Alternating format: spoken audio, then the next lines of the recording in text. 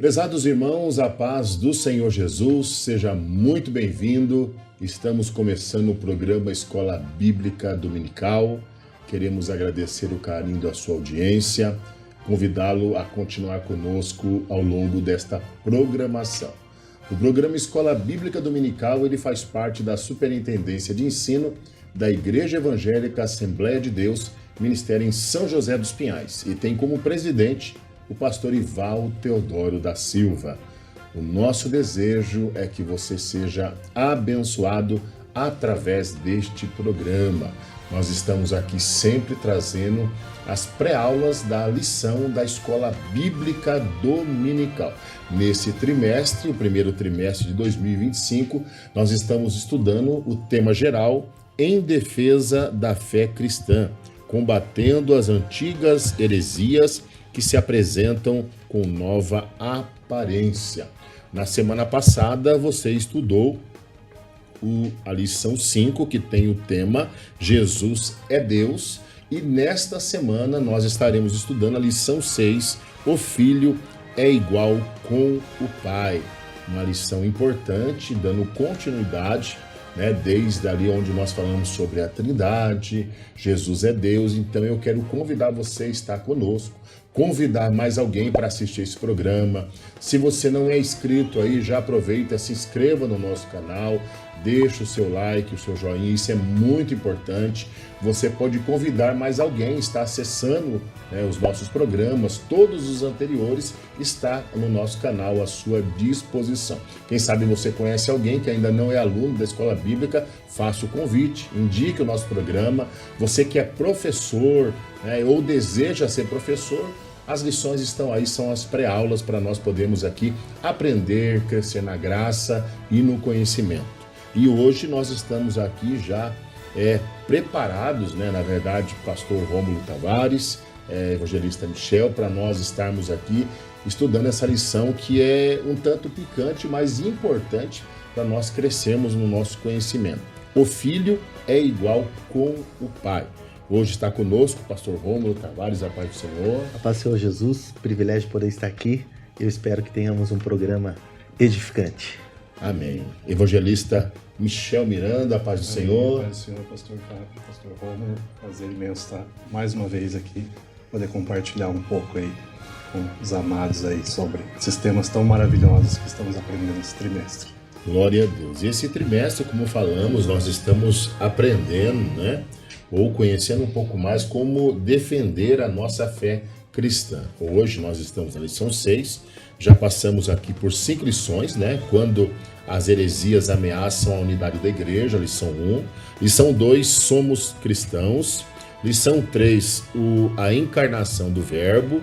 Lição 4, Deus é trino. Lição 5, Jesus é Deus. E hoje a lição 6 apresentando que o Filho, Jesus, é igual com o Pai, o nosso grande Deus.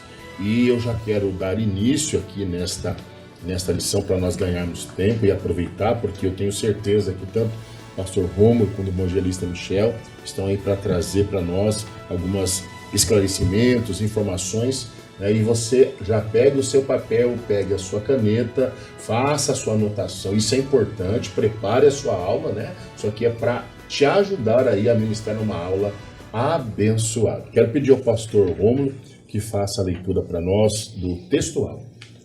Hebreus capítulo 1, versículo 8, que diz: Mas do Filho diz, ó Deus, o teu trono subsiste pelos séculos dos séculos. Cetro de equidade é o cetro do teu reino. Evangelista Michel, a leitura da verdade prática. Sim. Verdade prática vai dizer assim: o termo teológico Filho de Deus é título. Sendo assim, a existência de Jesus é desde a eternidade junto ao Pai. Amém. Nós temos também os objetivos da lição e são 3. O primeiro, mostrar a doutrina bíblica da relação entre Deus, Pai, e o Filho unigênito. Segundo, refutar biblicamente a heresia do subordinacionismo. E terceiro, exemplificar como o subordinacionismo está presente na atualidade. Uma palavra aí difícil, né? Mas hoje nós vamos entender esse conceito e eu quero que você fique preparado porque a lição de hoje promete, né? E nós também temos aqui a leitura bíblica em classe que está localizada no Evangelho de João, capítulo 30, do versículo, João capítulo 10, melhor dizendo, João capítulo 10, do versículo 30 ao versículo 38. Acompanhe a leitura da lição. Eu e o Pai somos um. Os judeus pegaram então outra vez em pedras para o apedrejarem. Respondeu-lhes Jesus: Tenho-vos mostrado muitas obras boas procedentes de meu Pai. Por qual dessas obras me apedrejais? Os judeus responderam, dizendo-lhe: Não te apedrejamos por alguma obra boa, mas pela blasfêmia, porque sendo tu homem, te fazes Deus a ti mesmo. Respondeu-lhes Jesus: Não está escrito na vossa lei: Eu disse, sois deuses? Pois se a lei chamou deuses àqueles a quem a palavra de Deus foi dirigida, e a Escritura não pode ser anulada, àquele a quem o Pai santificou e enviou ao mundo, vós dizeis blasfemas porque disse, sou filho de Deus? Se não faço as obras de meu Pai, não me acrediteis. Mas se as faço e não credes em mim, crede nas obras, para que conheçais e acrediteis que o Pai está em mim e eu nele. Prezados irmãos, vocês acompanharam aí a leitura bíblica em classe e já entrando aqui dentro deste tema tão importante, Pastor Rômulo, nós ainda não entrando assim aqui nos tópicos, mas esse trimestre nós estamos aprendendo sobre algumas heresias que são antigas, mas como diz o tema aqui, está aí um novo formato, com uma nova aparência, uma nova roupagem, e por isso Deus está nos orientando aqui para que mesmo na atualidade a gente possa estar pronto e preparado, no caso, para essas heresias, não é verdade? Nós vemos uma época de um relativismo moral muito grande, né? Uma das características da pós-modernidade é que o pensamento e a verdade dependem do grupo, infelizmente. E aí cada grupo define aquilo que é verdade para si, o jeito de viver, né? E a palavra de Deus, ela nos apresenta a vontade do Senhor e tem Jesus como esse modelo principal de como vivemos para a glória de Deus. Então, para nós cristãos, não temos que nos adequar às condições e o pensamento moderno. Temos que aplicar a palavra em nosso dia a dia, mas ela é a verdade e nós cremos absolutamente que é nosso guia, a palavra infalível de Deus. Hoje nós temos visto muito as pessoas dizendo assim, a verdade é relativa. Relativo ao quê, né? E aí a gente vê tantas explicações, mas a Bíblia diz, e na Bíblia nós vemos o próprio Senhor Jesus dizendo, eu sou o caminho, a verdade e a vida, né? Correto isso, Michel? Sim, sim. Então, quando a gente olha, né, para esse texto, né, o caminho, a verdade e a vida, então há um direcionamento, né? Um caminho a ser trilhado, e esse caminho é trilhado aos passos de Jesus, nós vamos ao exemplo de Jesus, trilhando esse caminho que é verdadeiro, que ele traz essa mensagem de verdade para as nossas vidas, não é a enganação que o mundo tem para os nossos dias, e ele é a vida, né? Aquele que trouxe a oportunidade de termos e desfrutarmos da vida eterna. Então, quando a gente olha para esse texto, né, diante aí de tantas relativismos e tantos pensamentos que querem distorcer a palavra de Deus e atualizações que querem fazer ao texto sagrado, a gente deve permanecer fiel à palavra de Deus em todo momento, porque ela é o que nos direciona para o centro da vontade do Senhor. Glória a Deus. Então fique aí ligado, né? Entre no nosso canal no YouTube, eu não sei se eu falei, é Escola Bíblica Dominical, SJP, bem facinho, e você vai ali identificar os programas, né, as lições anteriores, e essa lição de hoje eu estou aqui ansioso para a gente poder aprender um pouquinho mais. A introdução da revista vai dizer o seguinte, essa porção bíblica do Evangelho de João é uma das mais contundentes em mostrar que o Filho é igual ao Pai. Afirmar que Jesus é o Filho de Deus, mas não o próprio Deus, é uma contradição em si mesmo. Pastor Rômulo, dentro do primeiro tópico, a doutrina bíblica da relação do filho com o pai, nós temos o primeiro ponto que nos traz aqui, né? Ele vai dizer, ideia de filho. Que conceito é esse? O que a gente pode entender para a gente já dar aqui um start nessa lição de hoje? Filho é um termo muito importante, inclusive no conceito judaico e bíblico, fala de uma igualdade com o pai, mas o autor, o escritor da revista, também destaca aqui a questão da identidade da natureza. E isso é muito bem visto na Bíblia, já vamos citar um texto onde, num paralelismo poético, isso fica claro. Mas podemos pensar aqui, então, no filho e pensar em natureza, essência e identificação, né? Alguém que, inclusive, representa o próprio pai. Tá?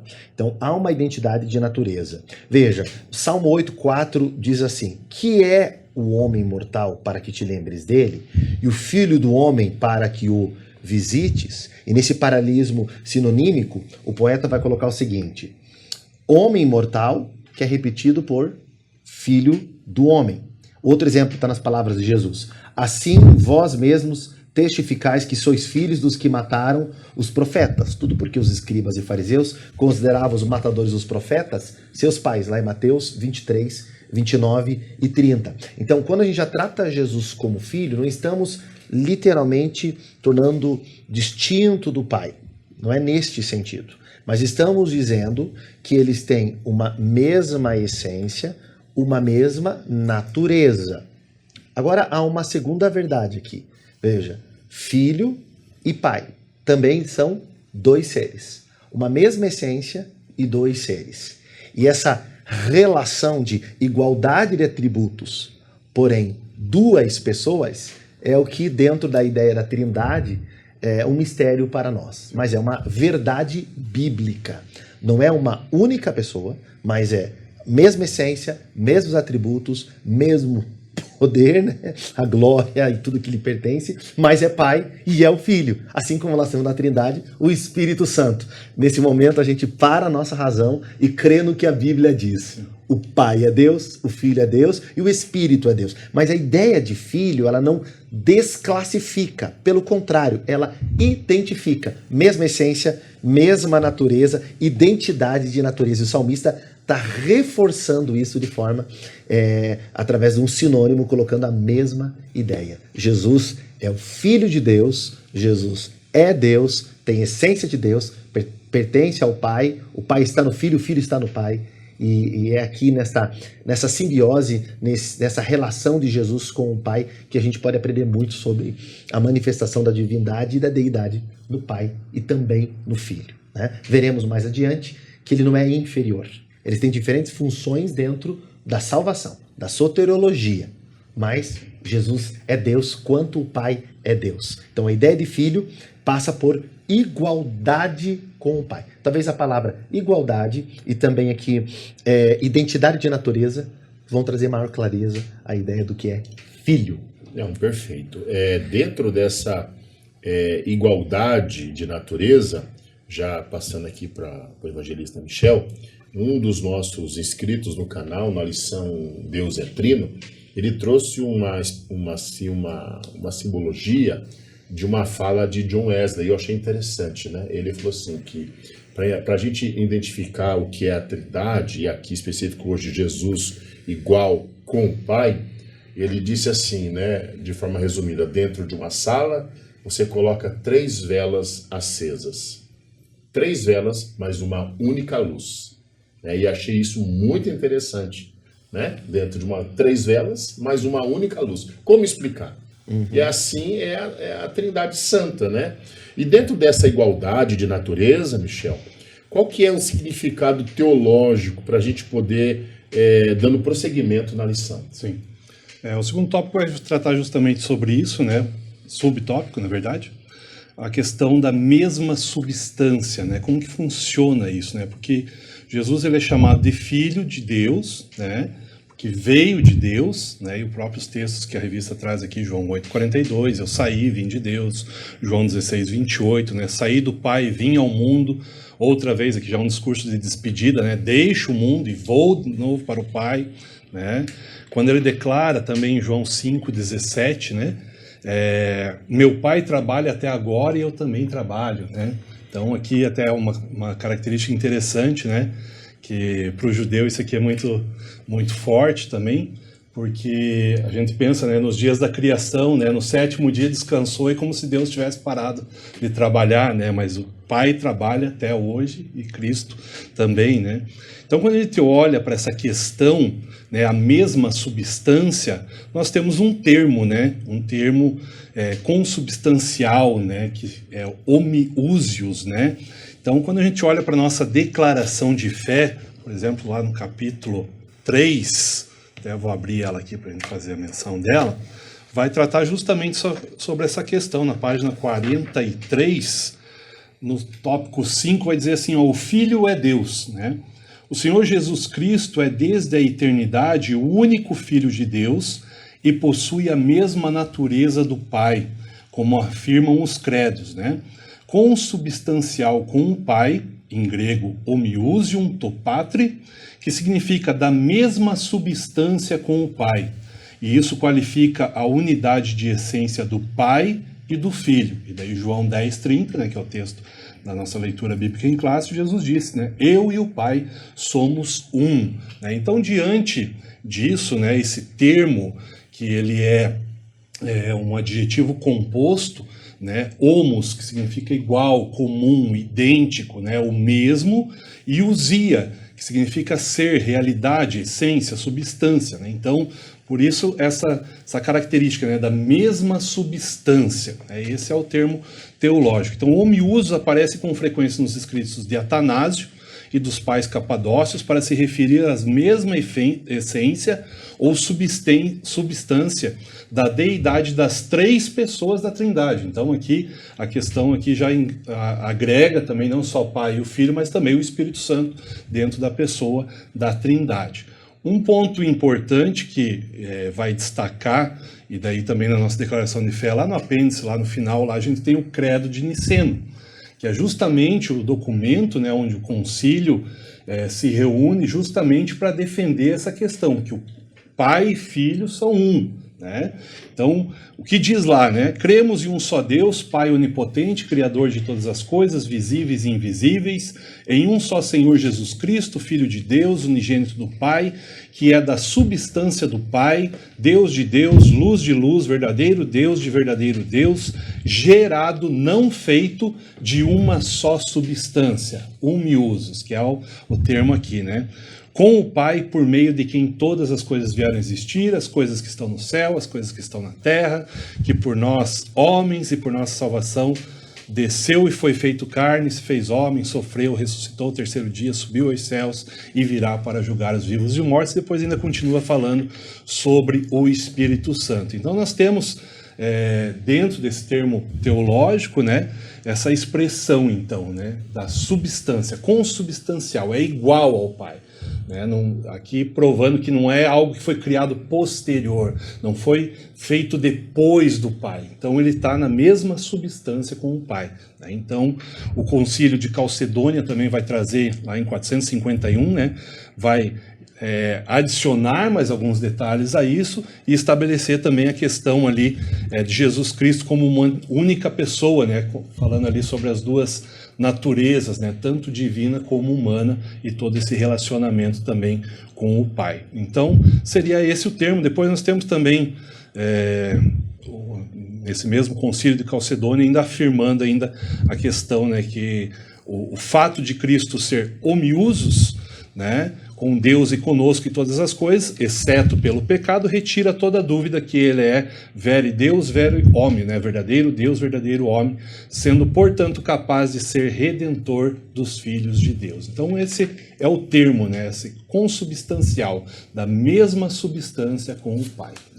Então, dentro desse conceito, o pastor Rômulo nos disse ali, né, sobre a ideia de filho, nós não podemos dizer assim, Deus é primeiro, Jesus é segundo, o Espírito Santo é terceiro. Não é essa a questão.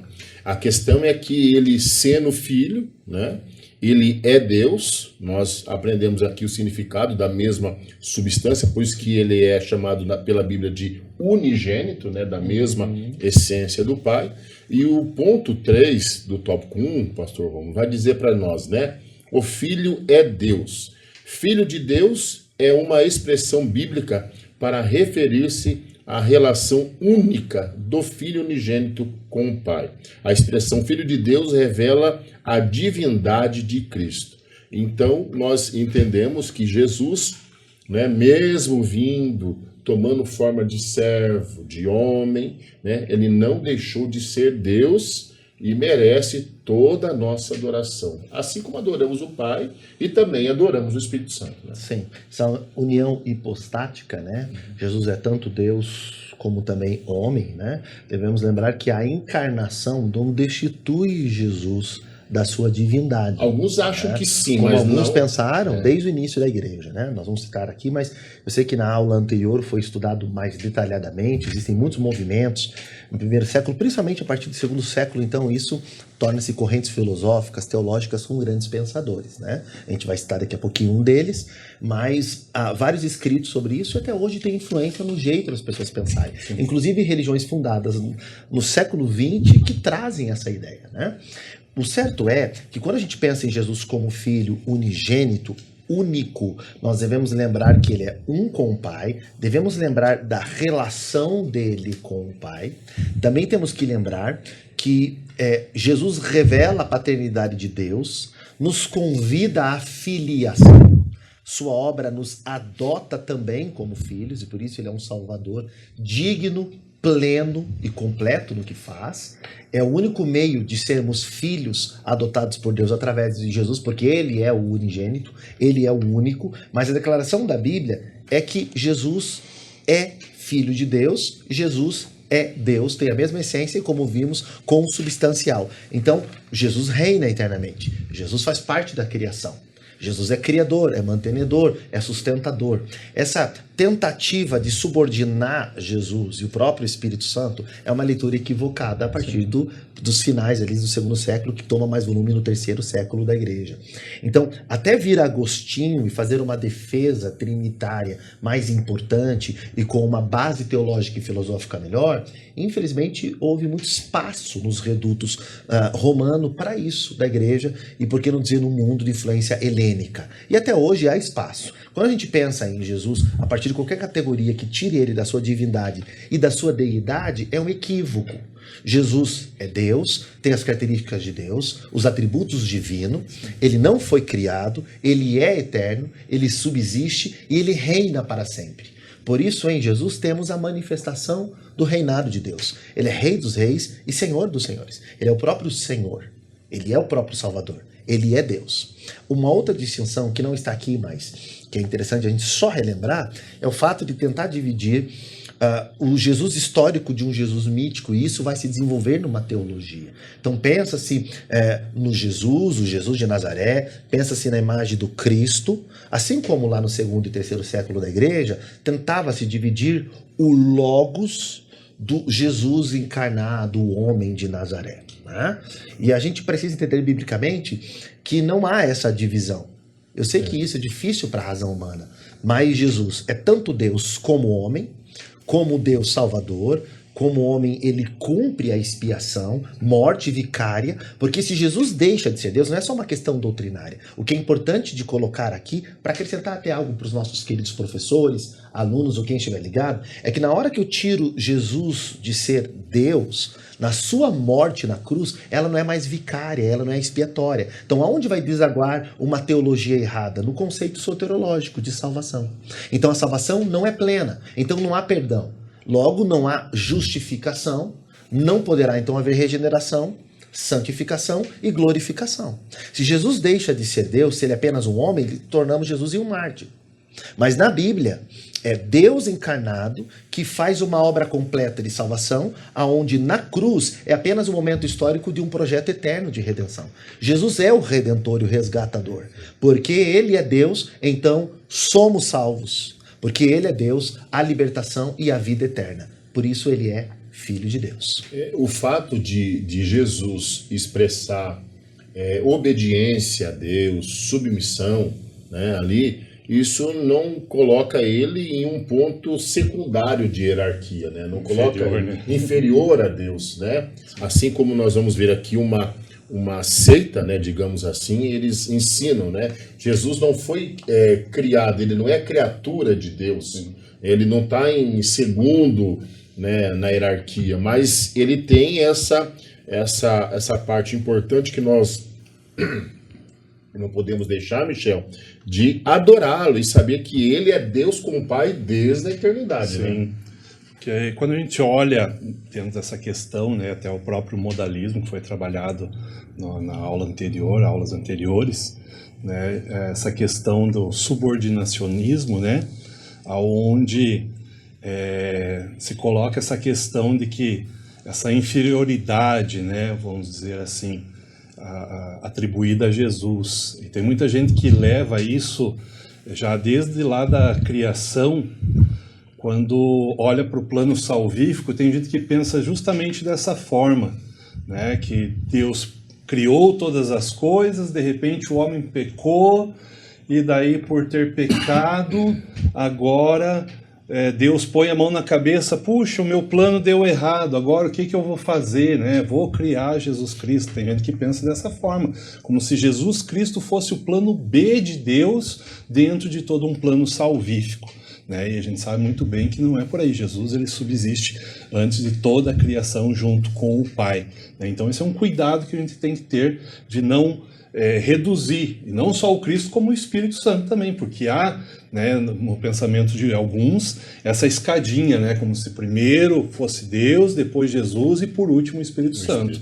E nós temos que entender que é linear, é um só Deus, né, e o cuidado para não pular de volta para um modalismo, né? Muitos até negavam a adoração ao Espírito Santo. Não adoramos somente a Deus, né? Sim. Jesus ficava com aquele... Não, mas isso não, a Bíblia está nos afirmando aqui, nos mostrando que Jesus, nós vimos Jesus é Deus, e ele é Deus, né, igual com o Pai, né? Eu acho que esse igual com o Pai, até dizer que ele comanda, ele direciona, ele executa, ele faz, né? É a mesma essência, né? É consubstancial. Consubstancial, né? Mesma essência, mesma substância, mesma natureza, Poder, mesmos atributos. Os atributos são todos iguais. Pastor Rômulo, já partindo aqui dentro do tópico 2, sobre a heresia do subordinacionismo, nós temos a menção de Orígenes aqui, né? Eu queria deixar com o senhor para a gente poder entender o que é esse subordinacionismo, uma palavra complicadinha de falar, mas fácil de entender, né? Uhum. Através dos escritos de Tertuliano de Orígenes, que foi talvez um dos maiores produtores de materiais, até chegar a Agostinho, né? Orígenes, lá em Alexandria, nós estamos falando do Egito, bebia em fontes platônicas e inclusive também de filósofos estoicos, né? E ele foi, assim, filho literal de Clemente de Alexandria. Então, os seus escritos carregam essa formação daquela escola catética de Alexandria, do qual ele fez parte, né? Ele é um dos pupilos de Amônio e de Alexandria. E ele, sem dúvida, foi um grande produtor. Eu estava dando uma olhada aqui nas obras dele, Amônio de Alexandria e toda a influência que ele teve. Ele é um prolífico escritor cristão, né? Produziu muitos materiais bons. Nós temos em Orígenes pessoas que vão tentar defender ideias, por exemplo, de uma posição teológica, e tem até gente defendendo uma posição teológica contrária, como aconteceu na ideia da ortodoxia da igreja, utilizando Orígenes, né? Então, Orígenes é um mentor muito importante. Porém, o que acontece tanto em Tertuliano como principalmente em Orígenes é que há uma ideia para a Trindade de subordinação. A gente vê isso presente até hoje, quando as pessoas dizem primeira pessoa da Trindade, segunda pessoa da Trindade e terceira pessoa da Trindade. Não que o termo é totalmente equivocado, espúrio, mas ele traz uma ideia de subordinação. Né? Quando é colocado assim, quando é colocado assim, né? E aí, nós temos que pensar que há um desenvolvimento dos monarquianistas ou monarquistas que traz a ideia do termo de um rei monarca que comanda tudo, de um Deus. Eles estão tentando defender o monoteísmo, e isso que começa no segundo século, no final, e toma um corpo muito grande no terceiro século, traz a ideia de vou defender o monoteísmo. Tá? E aí, dentre os pensamentos, eles bebem muito aqui em Orígenes, existe, por exemplo, aqueles que são os chamados dinâmicos ou adocionistas. Então, Jesus, ele não é essência divina, Deus adota ele. E aí, entre eles, por que dinâmico? Porque eles dizem que Jesus, no batismo, recebe o dínamos, o poder através do Espírito. Vem esse dinamismo para o ministério dele, através do Espírito. Por isso vem a dinâmica em Jesus, que é um ser humano que agora Deus adota e que recebe um poder divino. Né? Então, essa ideia dos monarquianistas ou adocionistas, ela também coloca Jesus numa posição secundária. Ele não é totalmente divino em substância e essência, mas recebe de Deus. Além deles, que acho que Deus inclusive adotou, por isso o termo aqui de adoção, temos as arianistas, né? Então, olha, eu coloquei queria ler umas coisas importantes aqui. O monarquianismo dinâmico negava qualquer noção de uma trindade eternamente pessoal. Seus representantes, conhecidos como a Log, rejeitavam a cristologia do Logos. Então, Jesus vem como ser humano. Ele não existe o Logos, que ele estava com Deus na criação. Deus vai adotar e ele vai receber esse poder do Espírito, né? A gente podia falar de outras escolas anteriores, falar sobre o gnosticismo, podíamos falar sobre o serentismo, e o docetismo e outras. Mas é interessante que aqui nós estamos já no final do segundo século, terceiro século, onde isso vai tomando uma outra característica, né? Então, o monarquianismo dinâmico nega Jesus como Logos. Ele viu Jesus como um mero ser humano revestido pelo Espírito, que era considerado só uma influência divina. Ele recebe esse dunamis, esse dinamismo, esse poder no batismo. Tá? O monarquismo chamado modalista, né? E aí nós podemos lembrar do sabelianismo, né? Sabelli, é aquela ideia de um Deus, como eu falei, só um monarca que rege tudo, criador de tudo. Porém, eles acreditam no modalismo.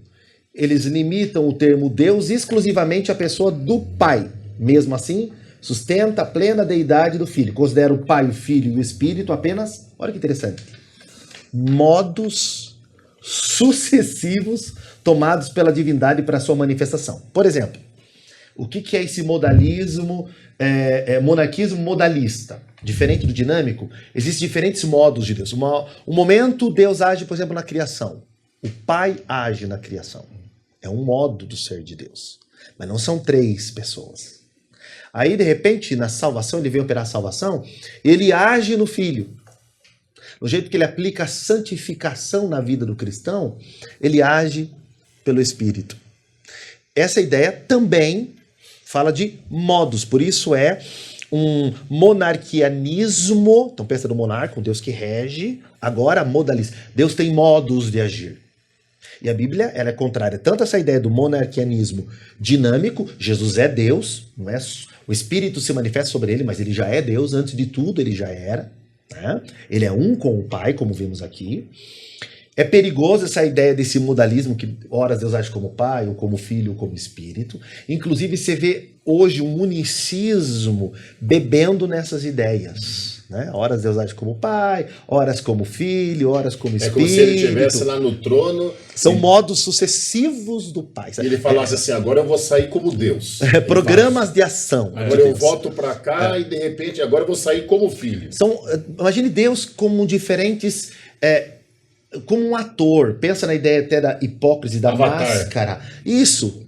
E são modos de ação de Deus. E isso é contrário à Bíblia também. Mas aí a gente lembra não somente desse monarquianismo ou chamado de sabelianismo, né? A existência desse único monarca, e por isso é contrário a uma trindade. É claro que estão tentando defender o monoteísmo, o único Deus, porém eles cometem alguns equívocos. E aí aparece o pior, o arianismo, diário, lá no 4º século agora já, que vai negar, inclusive, que Jesus e o Espírito Santo tivessem uma natureza igual ao do Pai. Jesus, ele seria semelhante à sua natureza, mas não idêntica à do Pai. Então, Jesus é a primeira criatura do Pai e o Espírito é a primeira criatura do Filho. Olha o arianismo. A igualdade essencial do Filho e do Espírito com o Pai foi sacrificada para que houvesse uma unidade da divindade chamado conservadora. E aí veio o Concílio de Nicéia, já citado pelo Michel, em 325, e aí ficou decidido que o Filho tem a mesma essência do Pai, ou coessencial com o Pai, e no Concílio, lá em 381 de Constantinopla, foi sustentada a divindade do Espírito, que o Filho é gerado pelo Pai, o Espírito procede do Pai e do Filho, e em Calcedônia, 451, foram tomadas decisões que confirmaram todas essas posições dos concílios anteriores. O que nós temos que lembrar? Que o principal mentor desses modalismos é Orígenes. Então, apesar de ser muito influente, 100 anos lá no Oriente, e talvez seja o escritor de maior influência até chegar a Agostinho, né? Há muitas controvérsias, e elas, em Nicéia, elas vão ser muito combatidas, né? E aí eu queria deixar uma coisa importante aqui. Não podemos pensar na Trindade desse ponto de vista de subordinação. Tá? E que isso desclassifica. Nós podemos pensar em relação de respeito e até diferentes funções, por exemplo, na aplicação da salvação. Nós podemos pensar em ações específicas do Pai, do Filho e do Espírito. Mas nunca em pessoas separadas, nunca na perca de autoridade ou de atributos, mas sim numa relação de, eu vou trocar o termo subordinado só para não ficar pesado, uma relação de respeito, igualdade e trabalhando no mesmo objetivo e propósito. Talvez aqui dentro das minhas limitações, né, não tenha a profundidade aqui do Michel nem sua, pastor Fábio, mas seja um jeito a gente tentar colocar algumas palavras que vão nos ajudar a organizar melhor.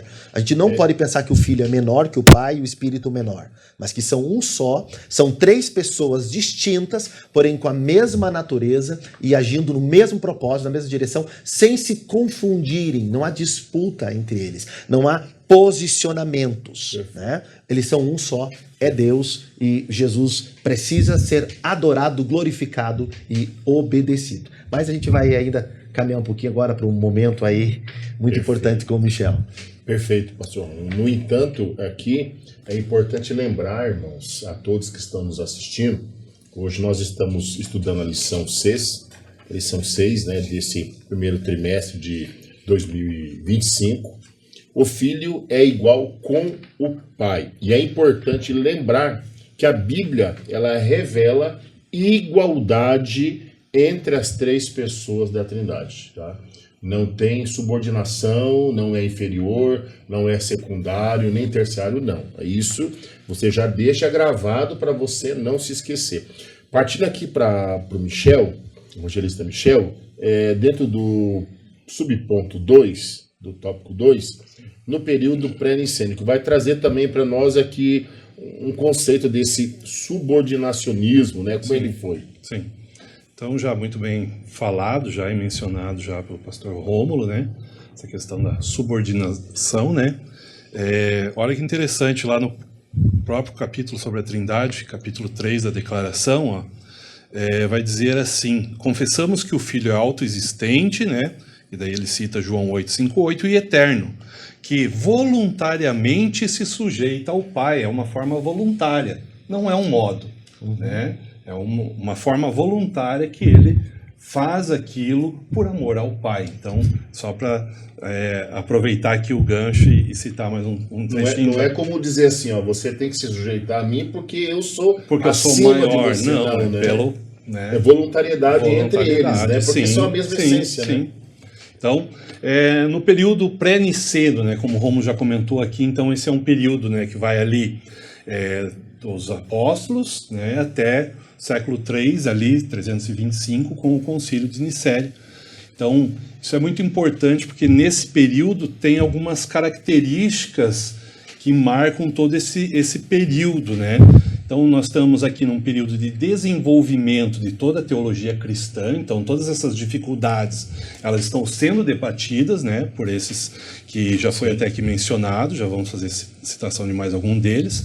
Nós estamos vivendo um momento de perseguição à igreja cristã pelo Império Romano, também a formação das primeiras organizações cristãs, né, as primeiras comunidades ali estão se organizando ainda, os textos ainda estão em produção, nós não temos a facilidade, né? Hoje você abre a sua Bíblia, está aqui, tudo prontinho, né? Então nós estamos vivendo um período que todo o Novo Testamento praticamente ele está em desenvolvimento ainda, e por isso a importância, né? Então, só para a gente frisar aqui, justamente nesse período, dentro desse período, nós vamos ter aí a igreja tomando agora essa forma como uma religião oficial do Império, isso lá em 313, né, com o Edito de Milão, e onde Constantino ele legaliza, né, o cristianismo, encerra ali um pouco das perseguições.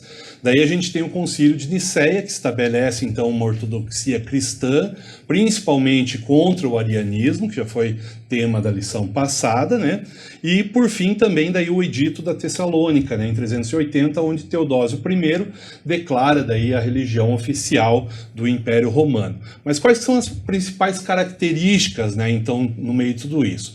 Como eu falei aqui, as perseguições, né, a igreja está vivendo esse momento de perseguição, né, mas mesmo assim a igreja cresce, porque as pessoas olham, né, mas o que está acontecendo? O povo está sendo perseguido, o povo está sendo jogado aos leões, está sendo pendurado nas praças públicas e usado como iluminação pública, né, sendo tacado fogo e sendo usado como iluminação pública, e o cristianismo continua crescendo. O que acontece? Isso chama a atenção daqueles que estão à volta, né? Outro ponto interessante, os escritos, né, dos pais da igreja ali, né, os primeiros teólogos, Inácio de Antioquia, Irineu de Lyon, Tertuliano, Orígenes, né? Inclusive Orígenes, há relatos ali de pelo menos 800 obras deles, alguns falaram 2.000 obras, e há quem diga que chegou a ler 6.000 obras de Orígenes, né? Então é um conteúdo muito vasto de produção escrita, né? Vários debates cristológicos estão vivendo nesse momento, né?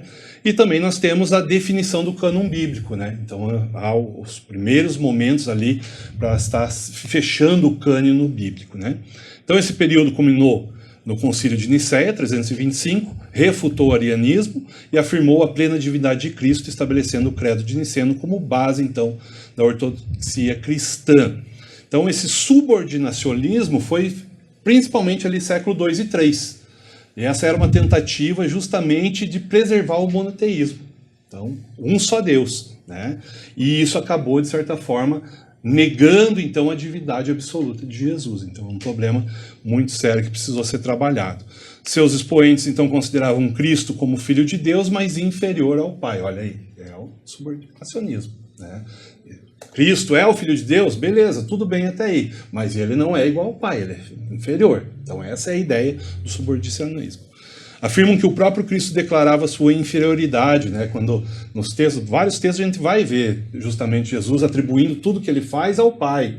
E daí eles pegam esses textos isolados de alguma forma, aqui ele está declarando que ele é inferior ao Pai. Então, por isso eles começam a apresentar esse tipo de heresia, né? Então eles fazem isso com uma base numa exegese ruim, né? Numa interpretação fora de contexto. E aqui a importância de sempre ler o texto dentro do seu contexto, para que a gente não cometa esses equívocos também na nossa caminhada, né? Então, o erro fundamental então do subordinacionismo no período pré-niceno estava com a sua exegese deficiente, que tomava certas declarações de Cristo de maneira isolada, sem considerar, né, o contexto global de toda a Escritura, né?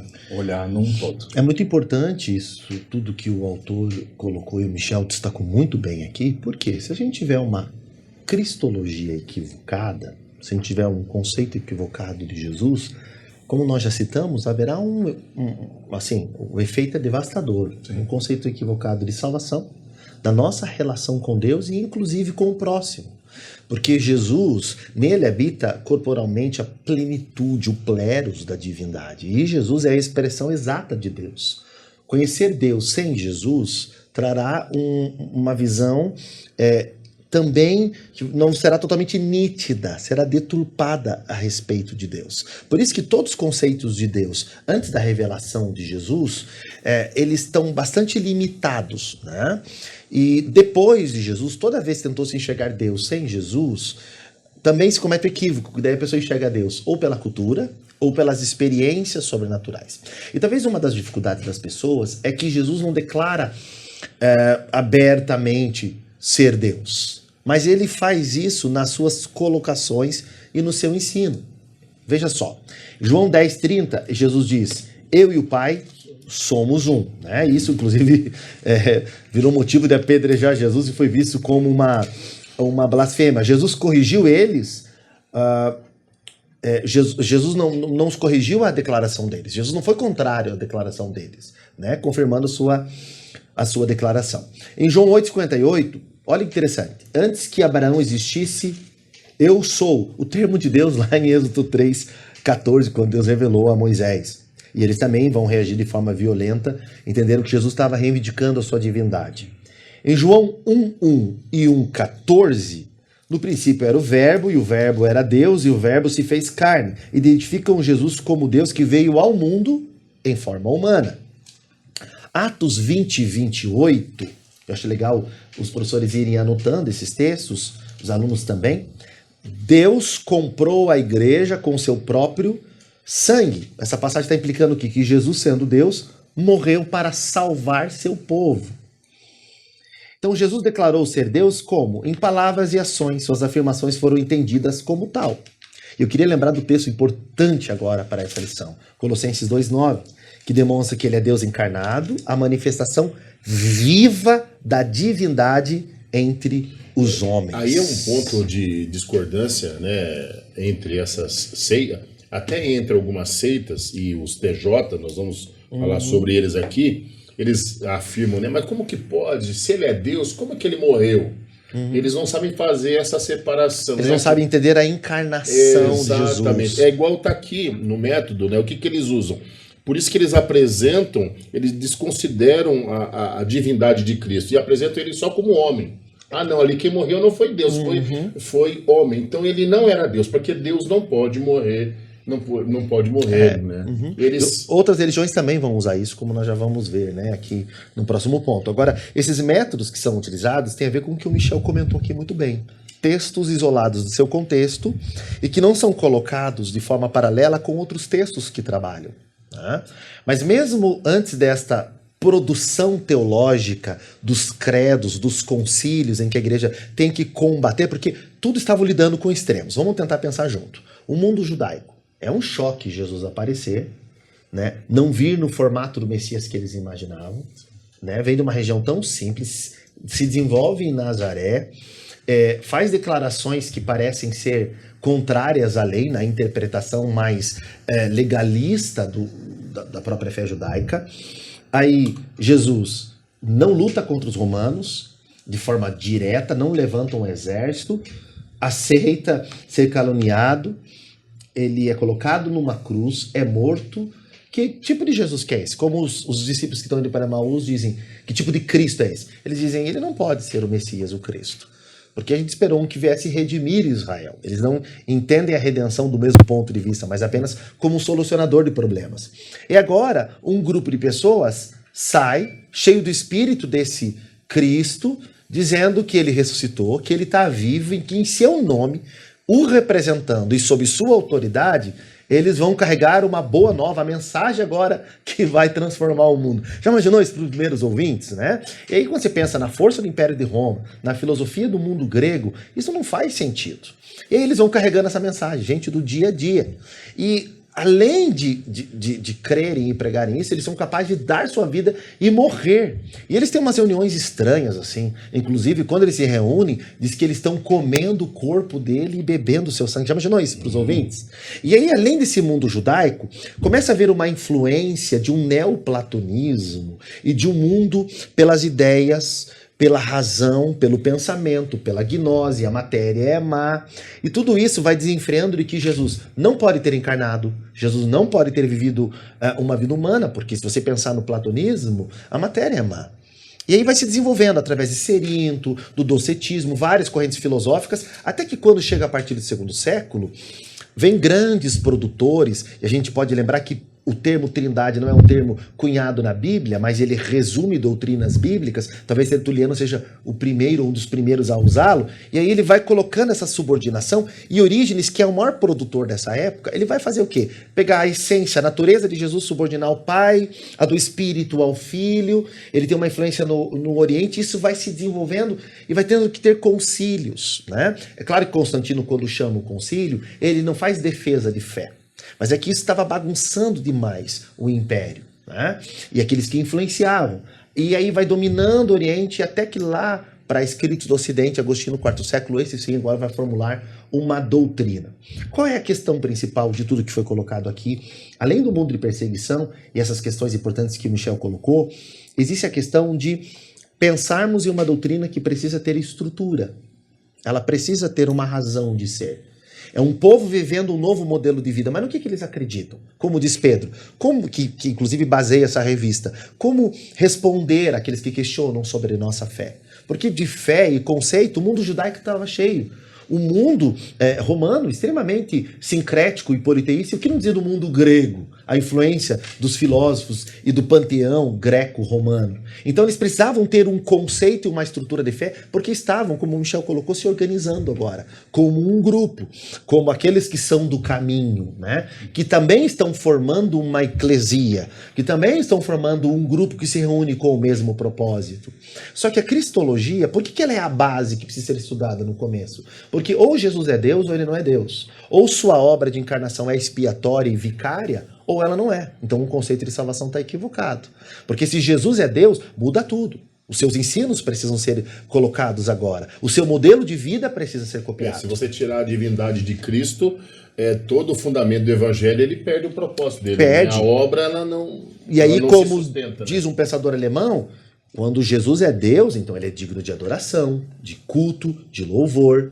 Ele prestar perdoa, honras, né? Ele é Salvador.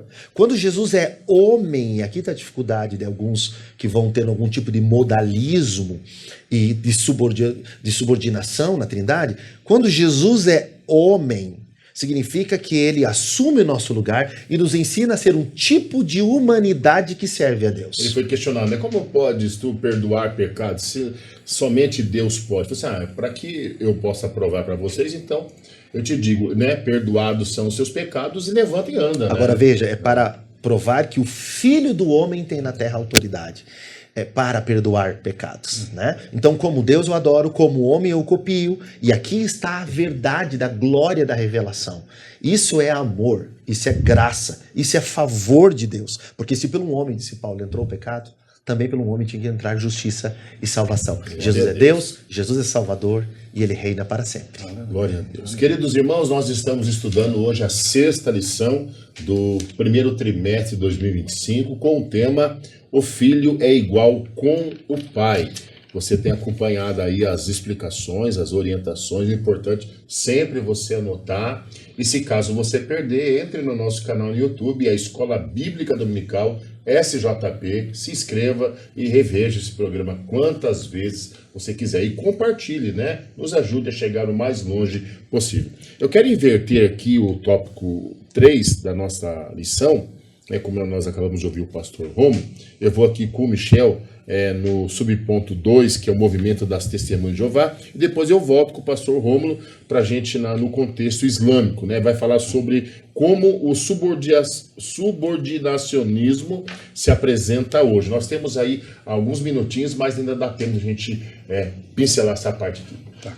Então vamos lá, Testemunhas de Jeová, né? Esse movimento, né, que o autor já traz aqui, né? Ele confessa publicamente a existência de vários deuses, né? O próprio texto vai trazer ali, né? O Deus Todo-Poderoso, Jeová, depois o Deus Poderoso, depois Jesus, deuses menores, né? E esses podem ser bons, maus, então há uma dificuldade com uma tudo saladinha isso. De fruta aí. É bem complicado. Há um endoteísmo aí, né? Então, né?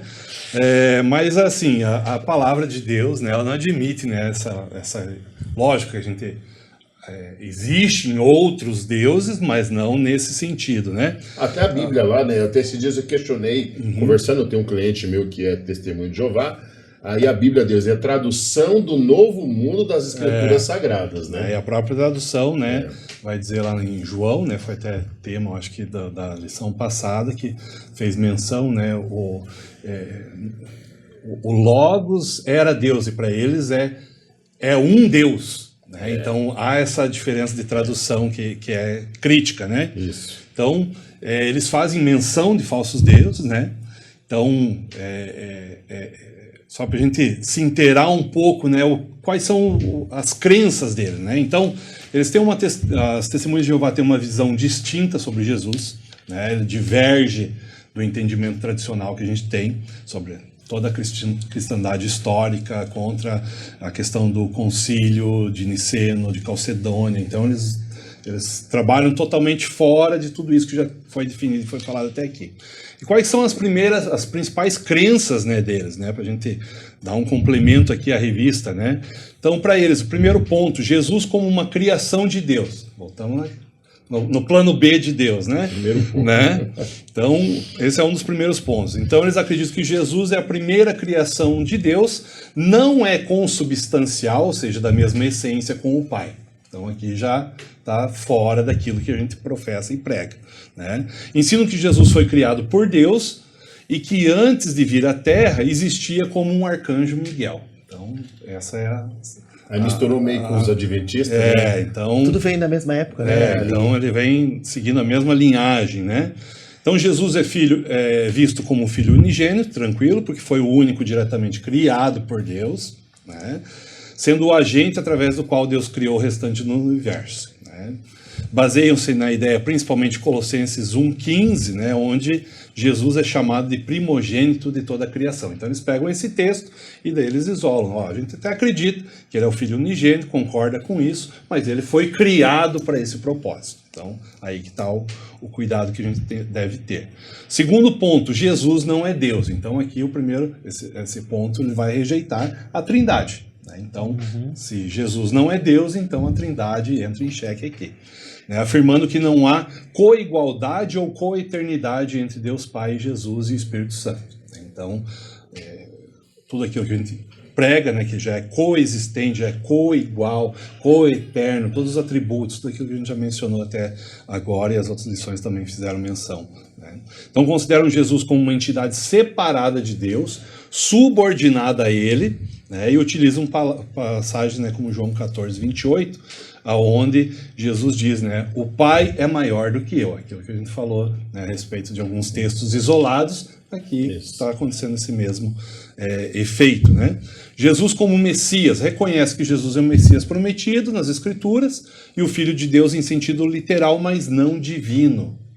Então, nega a divindade de Cristo. O sacrifício de Jesus, eles entendem, né, como Jesus morreu na cruz, da mesma forma, né, como um resgate perfeito para redimir a humanidade do pecado herdado de Adão. Tranquilo. Jesus como rei no céu, eles acreditam que após a ressurreição, Jesus foi exaltado como um ser espiritual, retornou ao céu, onde começou a reinar de forma visível desde 1914. Então, Jesus só reinou recentemente, né, 1914, né, então, conforme a sua interpretação de profecias bíblicas. E a negação da encarnação de Deus, né, que esse aqui é um dos piores, né, rejeitam totalmente a ideia que Jesus seja Deus encarnado, pois acreditam que isso contradiz o monoteísmo. Faz só 111 anos que Jesus está reinando. Então, faz pouco tempo, né? João 1 ali, no princípio era o verbo estava com Deus, o verbo era Deus, e ele estava no princípio com Deus, né? Então, só 111 anos que Jesus só começou a reinar em 1914. 1914. E para fechar, né, o Espírito Santo para eles, então, é uma força ativa de Deus. Então, rebaixa ainda o Espírito Santo, mais abaixo ainda. É um tipo de subordinação, né? Uma Presente. Subordinação presente total, né, no texto. Então, engraçado que a Bíblia nos afirma, eu sei que não é para essa lição, que um dos, digamos assim, um dos pecados que não é perdoado é a blasfêmia contra o Espírito Santo. Né? E isso é difícil de compreender, né? Nessa visão aí deles aí, né? Mas tudo bem, deixa pra lá, deixa pra uma próxima aula. Mas é um assunto para outro café, como diz um amigo meu. Pois é, né? Deus aceita contra ele e tal, Jesus, mas o Espírito Santo não. Então, qual que é o grau de importância? Se ele é o menos, digamos, ele é o terceiro na hierarquia, né? Há muitos anos atrás, a igreja tinha até um receio de adorar o Espírito Santo. Não, e hoje nós entendemos que o Espírito Santo, Jesus e Deus, merece toda a nossa adoração. Sim, né? sim.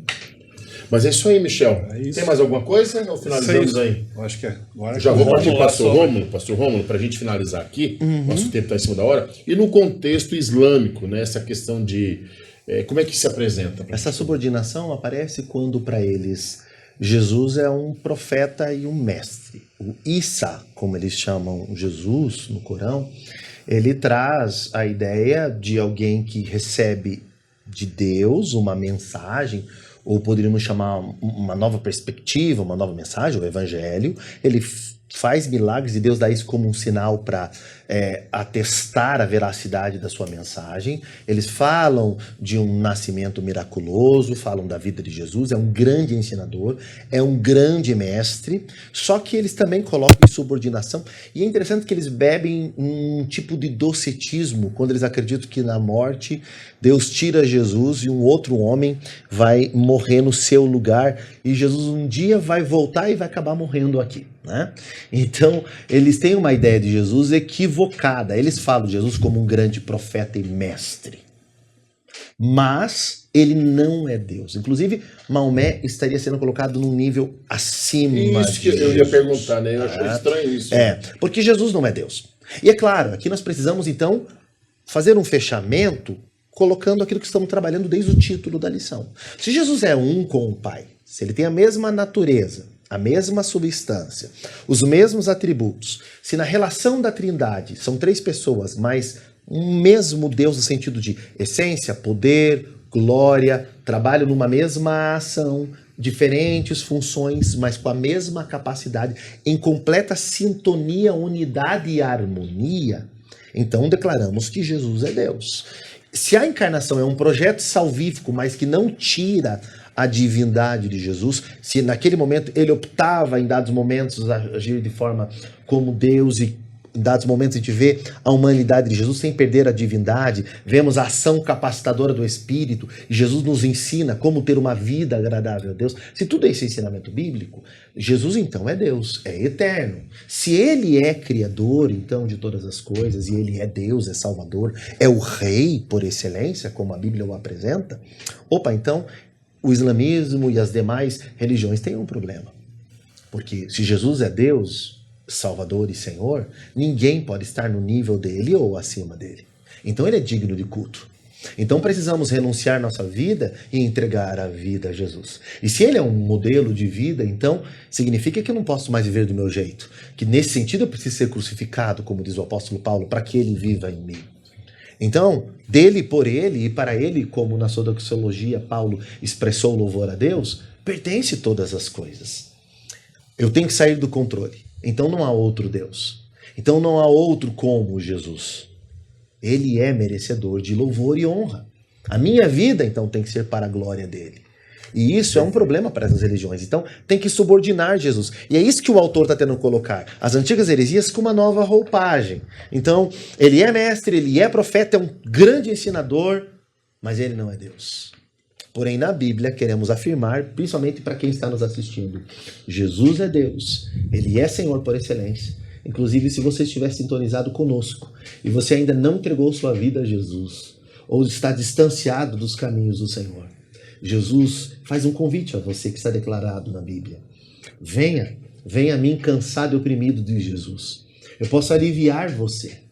E diferente de líderes religiosos da sua época, Jesus é manso e humilde de coração. E ele te convida a aprender com ele.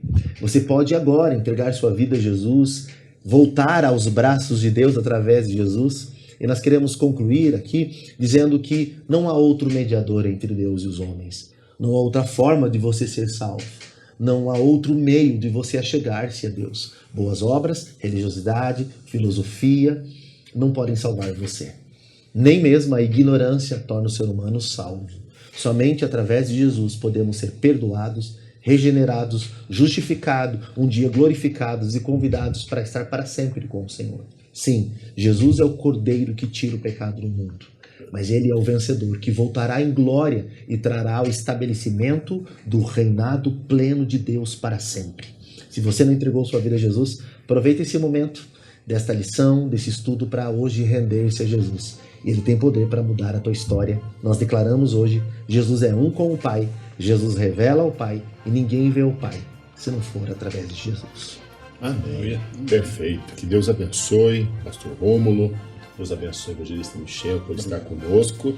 Hoje, queridos irmãos, nós estudamos a lição 6, o filho é igual com o pai. E para finalizar aqui, eu quero ler a conclusão que nos diz o seguinte: o termo filho, em relação a Jesus, tem sido assunto de debate teológico desde o período dos pais da igreja. A interpretação bíblica que se faz é: Jesus é filho unigênito, não porque foi gerado, mas sim porque é da mesma substância que o Pai. E queria deixar aqui para nós finalizarmos, nós não somos contra as pessoas, irmãos, que fazem parte dessas seitas e heresias. Nós somos contra esses falsos ensinos que tiram a autoridade da palavra de Deus, né? Tentam descredenciar Jesus, o Espírito Santo. Isso sim faz muito mal. E você deve voltar-se ao Senhor, né? Como diz a Bíblia, que se compadecerá de ti. Jesus é Deus e nós estamos aqui para adorá-lo e fazer a sua vontade. E foi ele que deu a sua vida por nós na cruz do Calvário. Deus abençoe a sua vida. Quero pedir ao pastor Rômulo que faça uma oração para nós, por gentileza. Pai, obrigado pela revelação que temos do teu amor através de Jesus. Podemos conhecê-lo e ao contemplar Jesus vemos um Deus que é Pai, o Abba, e podemos chamá-lo de Abba nosso. Nós te louvamos, Pai, porque Jesus morreu, ressuscitou, está vivo e voltará em glória. Oramos para que possamos ter uma vida a partir do modelo de Jesus, que teu Espírito nos transforme de glória em glória, a imagem desse varão perfeito que é Jesus, e que possamos naquele dia vê-lo face a face, como ele é, e estar para sempre com o Senhor. Por isso, se há alguém nesse momento que está entregando sua vida ao Senhor ou retornando para os teus braços, que através de Jesus receba a salvação. Aleluia. E que o teu Espírito aplique essa salvação na vida deles. Assim nós te louvamos pela vida de Jesus, pelas Escrituras e por essa oportunidade de aprendermos a palavra de Deus. Em nome de Jesus. Amém. Amém. Se você gostou da lição de hoje, né, onde falava o filho é igual com o pai, olha a lição da semana que vem. As naturezas humana e divina de Jesus. Fique aí, porque é Bíblia atrás de Bíblia, você vai aprender e crescer na graça e no conhecimento do Senhor. Que Deus abençoe a sua vida, fique com Deus e até o próximo programa, em nome de Jesus.